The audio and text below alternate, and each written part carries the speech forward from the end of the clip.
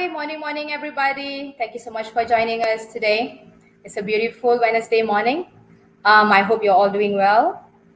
This event that we are having today, which is a workshop, it has been planned in conjunction with the International Day for Biological Diversity. It is celebrated every year on the 22nd of May. So this workshop today is just I have done a pre-recorded composting workshop. I was supposed to do it live, but then again, we were worried about the weather. It's sunny outside, but we didn't want to take the risk. So I have done a pre-recorded video for you. It's a 16 minutes video, which I will walk you through how to make your own compost in a simplest way. Yeah. Watch the workshop. While watching, we will have our conversation. Let's start communicating. I'll ask some questions. You can ask me questions. We can bounce back ideas, or maybe you can even share your compost experience. If you're already doing it right now, or you got your kids doing it, share it with us. Yeah. So now let us watch this video, and I hope you will enjoy it as much as I enjoyed creating it. Hi everyone, I'm Suzane, and today I'll be talking to you about how you can take waste to reduce your food waste ending up in the landfill.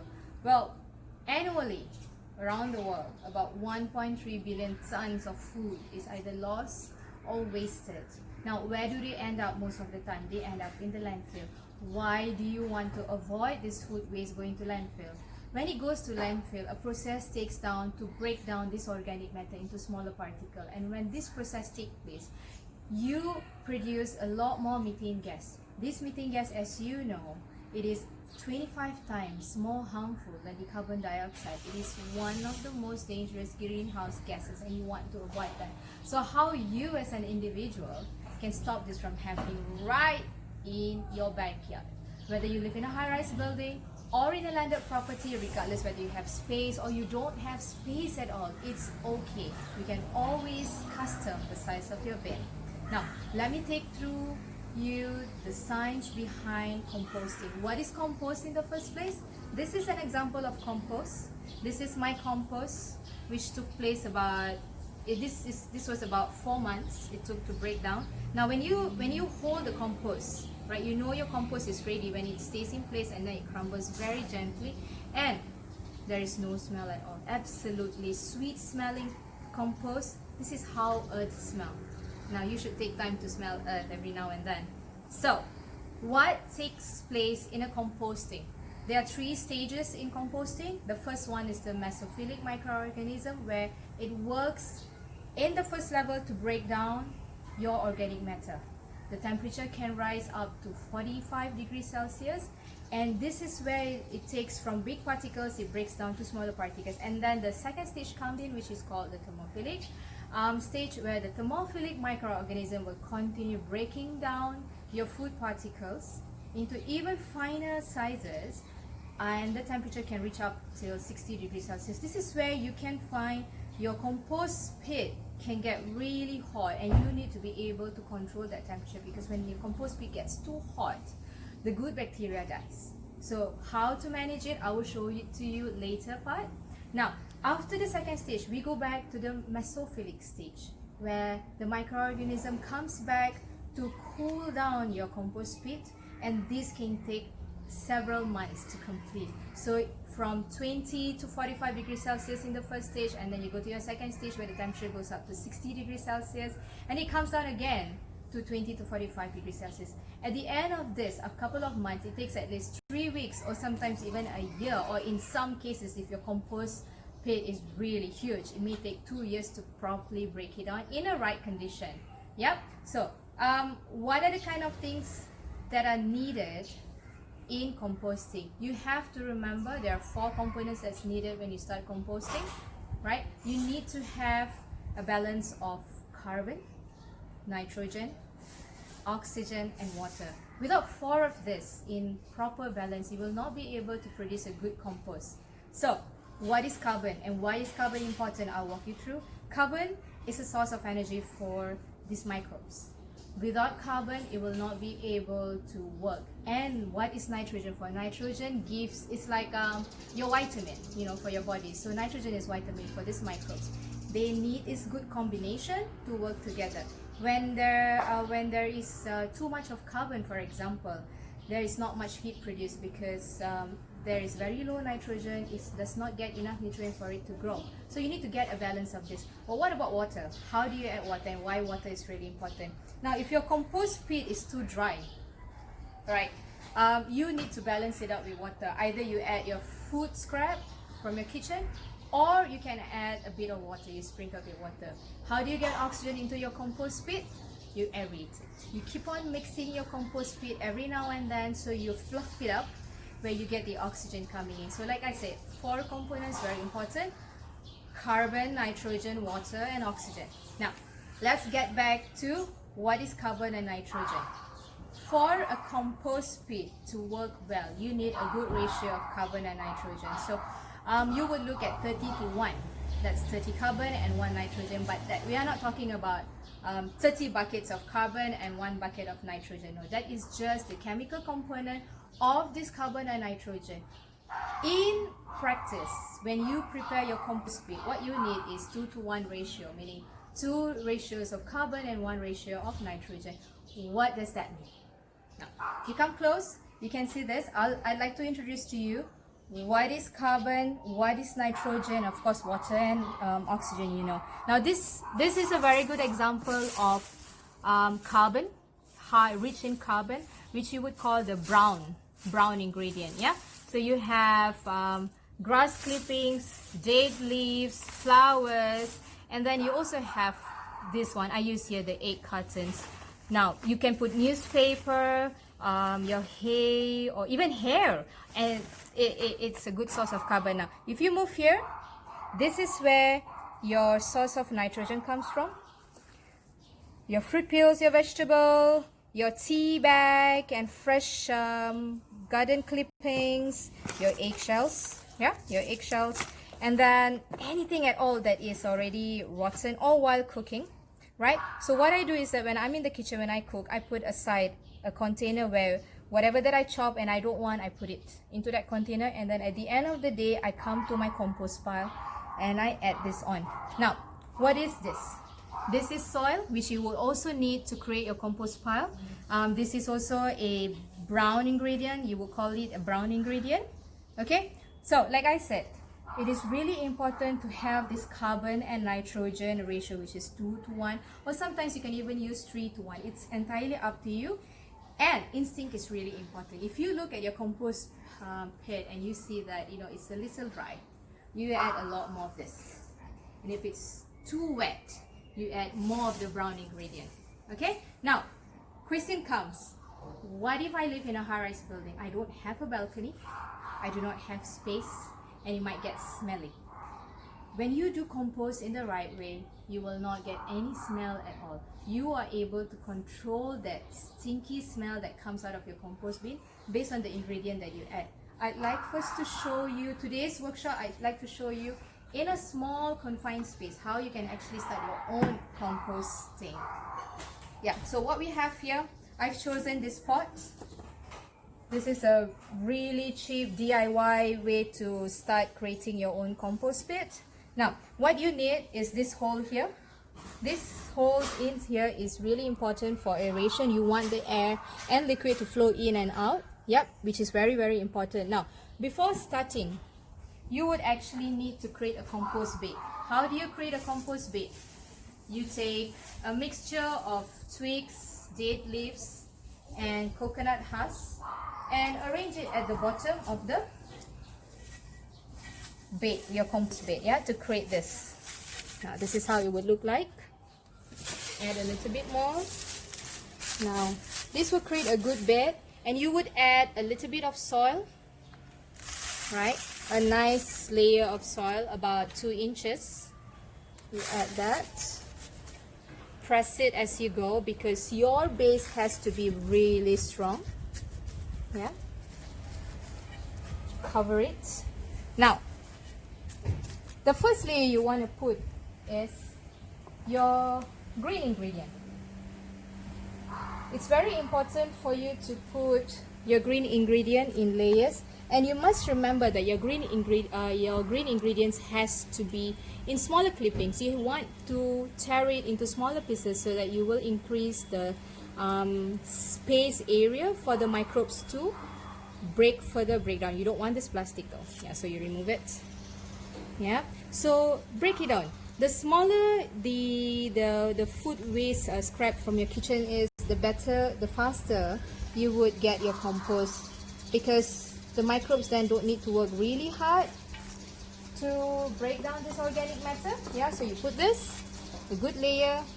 Yeah, so much time I had to make a beautiful circular apple peel. There you go. Alright, so that's good. Now you may add a bit of your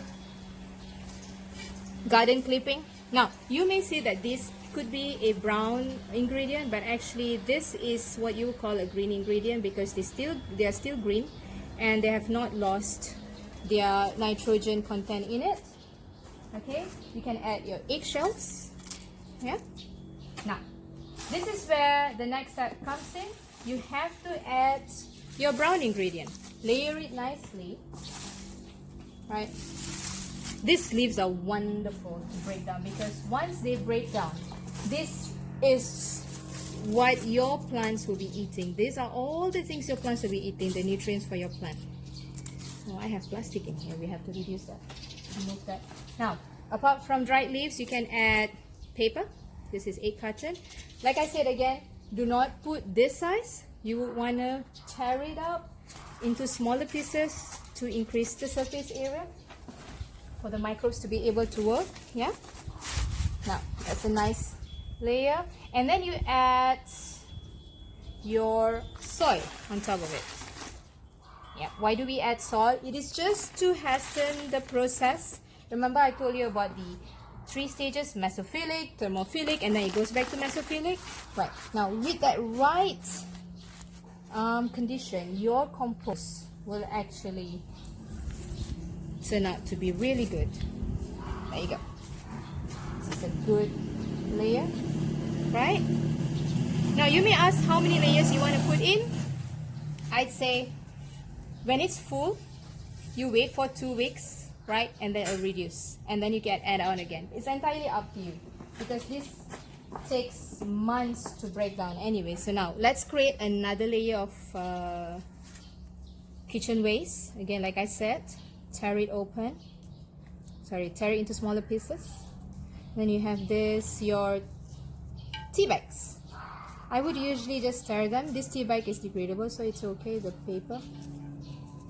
Again, so these are really good ingredient for your compost pile, because you know, whatever that you add in, it's like whatever that you eat, anything that's good, it keeps you healthy, isn't it? So that's what you want for your plant as well. There you go. That I have more grass clippings. Yep.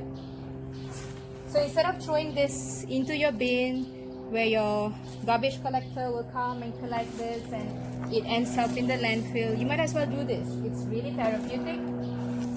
It's not difficult at all. It's cheap. This pot is less than 15 ringgit. And whatever that you have in here, right, as you can see now I'm adding the soil. Whatever that you add in here is basically waste. You don't want to waste this waste. You don't want to produce more methane gas, right? So let's be more responsible.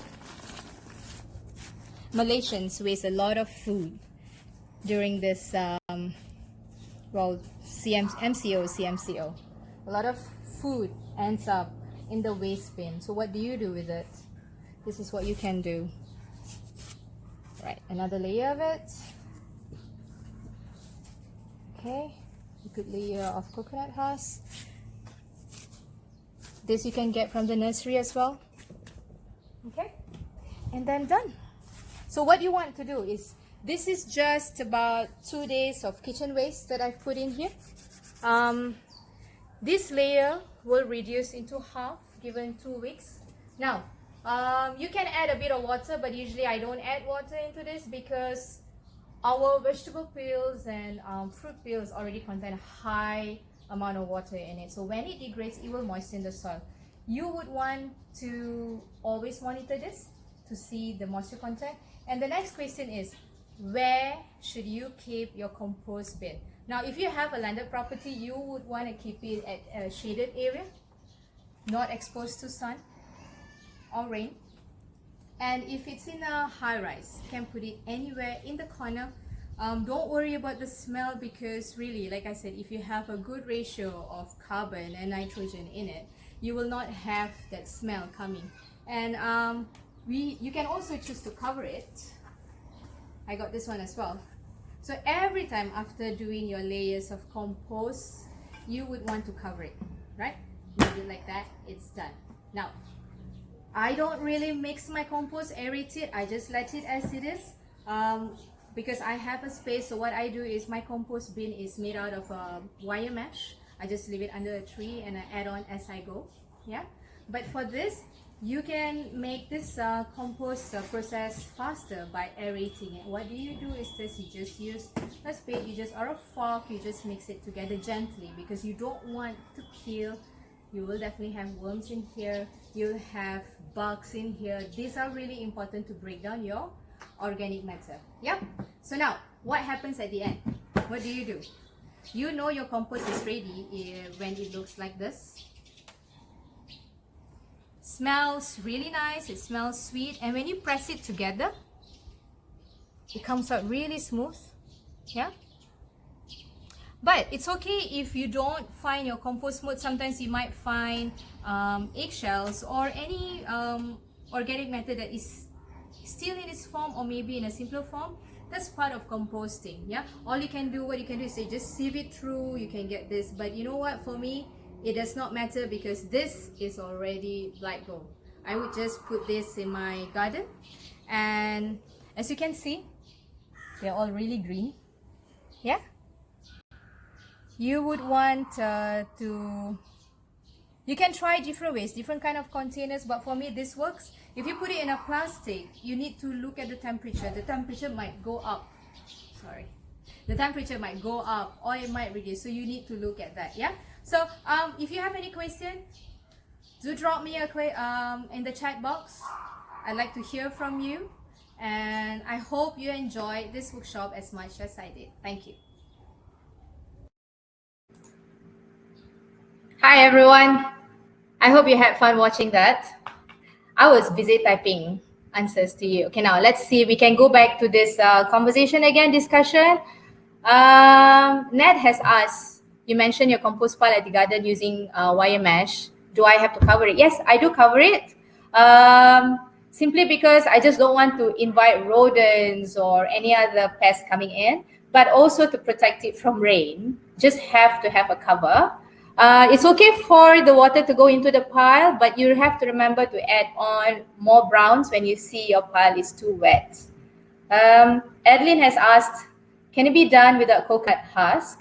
Yes, you can. I just happen to have a good supply of coconut husk because I was doing gardening, but you can use, without husk, you can actually use leaves and twigs, because you want to create a foundation, a base at your compost bin. That is because if it is a wet soil that goes in, you will not be able to have that stable pit. I mean, that's what everybody is doing. So what I did was, in the one that I have, I only have twigs and dried leaves and grass clippings. Now what's next? Do you keep, Kong Wang has asked, do you keep adding the layers every day as we generate food waste? Yes, every day. There's only, my family is small, but we produce, because every day you produce a lot of food waste, these vegetable peels or your onion and garlic skins. What do you do with it? I put it aside, like I said. As I cut, I chop it into small pieces, I put it in a container, and then at the end of the day, I just go and put it into my compost pile. But as I do it, remember, 2-to-1 ratio of your brown ingredient and green ingredient. So you want to add more of your browns and less of your greens. But if you have too much of greens on that day and you don't have enough dried leaves or twigs, paper would work well. Egg cartons. Keep those egg cartons with you, because they are really good source of carbon. Now, what else do we have? Hi. What about other food waste? Yes. You can put in leftover rice, because unless if it's nasi lemak, no, because there's fat in it, coconut. Michelle has asked, hi Suzanne, if we close it with a cover, without holes, does it breathe? Oh, without holes, you mean? Yes, if you're talking about the one that I created just now, that DIY compost bin, yes, because at the bottom you have holes, remember the aeration? It cannot be an entirely closed container. If you're using a bucket, for example, you can use the paint buckets. You don't have to throw it away. You can upcycle it by drilling holes around it. Not too big, because you don't want your worms to escape if you live in a high rise. So the holes at the bottom and tiny holes around it, but your cover don't need to have holes. Can we add? No. Hi Intan. No food waste like meat. For this type of composting, we cannot add meat because it will not rot. We don't have that bacteria which will churn out and break down this food waste. But if you have a food waste machine, like Gamuda Land has started implementing this food waste, whereby we put in all of our food waste from the restaurants and from our food court into this machine. After a week of adding of food, at the end of that 1 week, you'll have good compost. So it's really fast. You need a food waste machine, which you can also buy and put it in your house. You have for domestic use as well. City Nur, where we have how many minutes more we have? We have 6 more minutes. We can take a bit more question. City Nurul Fariha has asked how long normally it will take for me to be able to use the compost. Well, it takes about 3 months to 1 year to 2 years sometimes, depending on the kind of waste that you put in, and also how big your compost pit is. If you have a small container like what I showed earlier, you will be able to get your compost earlier. And when you're able to use it, usually you just leave. Once you see it's ready, just leave it for a while. And then when you touch it, the consistency is that there's no smell, like it's sweet smelling, earth smells like that. It holds the shape when you press it, and then it releases when, it crumbles nicely. So that's when you know it's ready. Ayn Zaina has asked the same question. I've asked that. Justina, yes, we will have a rerun later. There's actually a recording. We have 5 more minutes. Grass clippings, Lane, no, they are not considered browns, because grass clippings are mainly, when you clear your lawn, they're still green. They have not lost their moisture content yet, so they're still considered green ingredient. Debbie, would throwing in earthworm? Yes, perfect. That would be perfect. If you want to do wormy composting, yes, because earthworms, they eat a lot. They churn out, they break down your organic matter, and you will get your compost very fast. Why? If my compost exposed to sun, I put aside so I get sun. Yeah, that's okay. That's fine. AA has asked, my compost has earthworms in it. How can I easily get the worms from the compost so the earthworm can go to the next batch? What I do is, because I have another pile of old compost pit and a new one, so I would transfer those worms, those wriggly worms, and keep it safe into the new compost pit. They love it because you know what? They're done eating here, so they need more food. They go into the other bin. Hui Meng is asking, if my waste is frozen, can I add those directly or need to thaw first? Frozen ingredients, frozen waste, they usually contain moisture. You can add on into it because the sun and then the weather around it will melt it. But then again, you have to watch your moisture content. Too wet will cause your compost pit to smell. And then you will invite the unwanted creatures, insects, good creatures that you want to have in your compost pit. One is like the worms, the black soldier fly, and then centipedes. When they are dangerous, but then again, when you see centipedes, you know that your compost is working well because they are eating. Yeah, Anjumala uses earthworm. That's amazing, Anjumala. That's really nice. Do you have a backyard or you're doing this from a high rise? Is it normal that compost is very wet? It's not. Well, it's normal. It's just because you are not adding enough brown ingredients. Yeah. Wow, a lot more.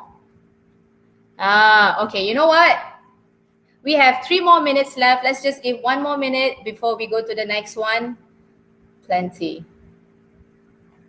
Sorry, guys. If I have not been able to answer your questions, we will have your details. We can contact you and I'll send, or else you can always, yeah, I have a record of your chats. I can contact you directly. It's not a problem. Now we have to move on to the next slide. My workshop Q&A is done because I'm not able to continue. It's just a 30 minutes, but we can always talk about this. Yep. Now, our next webinar will be coming up this Friday. It is about Resilient Tomorrow, Community and City. This is a looking into built environment. We are going to look about how in this current climate change situation, how the people and the city, the community are resilient in terms of health, in terms of natural disaster, because we see that happening. Like, for example, some places in the world are already underwater. How do you mitigate that problem? So we'll have two speakers. One is Sofia Castello from Think City. Another one is Dr. Christine Fletcher. These two people will be talking from two different angles. For example, Dr. Christine, she's an ecologist. So we'd like to see from an ecologist perspective what and how she sees a community and a city can be resilient. Sofia Castello will look at the design build and how a city, how nature can play a major role in our townships, our cities, whether it's in Malaysia or all over globally. It's a problem. It's not just in Malaysia. Yeah. Now, the next one, which is really, really interesting, we will have a 1 hour screening right after, on the same day as the webinar on this Friday. It'll be about insects. Again, most people don't really know much about the importance of insects. And globally, we are looking at tremendous reduction of number of insects. You're looking at number of bees. So many bees are going missing. They are really good pollinators. And you also have insects that is a food source for the carnivorous insects. And what happens? So when all of these insects do not have enough food, you're looking at butterflies. The number of butterflies reducing. Dung beetle. Dung beetle is really good in breaking down waste, right? They are natural composter. So this documentary, it will explain to you about the importance of insects and what we are currently facing in this world. And let's see how these small creatures actually play a major role in our life. Yeah. For more info, you can log on to this website, www.gparksranger.com/biodiversity. There'll be a video playing right after this. But before we go to that video, I'd like to just maybe take, we still have a bit of few more minutes, 2 more questions. Yeah. Oh, she has offered those who have meats and bones to compost. She has an extra bucket for bokashi composting. That's amazing. Bokashi is really good. It also produces this enzyme which you can use to clean your drains and clogs. It's an amazing cleaner. All right, KK Fong. Plenty of centipedes and grubs. They can be harmful to the plants. How do you get rid of them? I love to leave my garden natural, so I have never gotten rid any of them. But there are natural ways to get rid. Like you could use neem leaves, for example.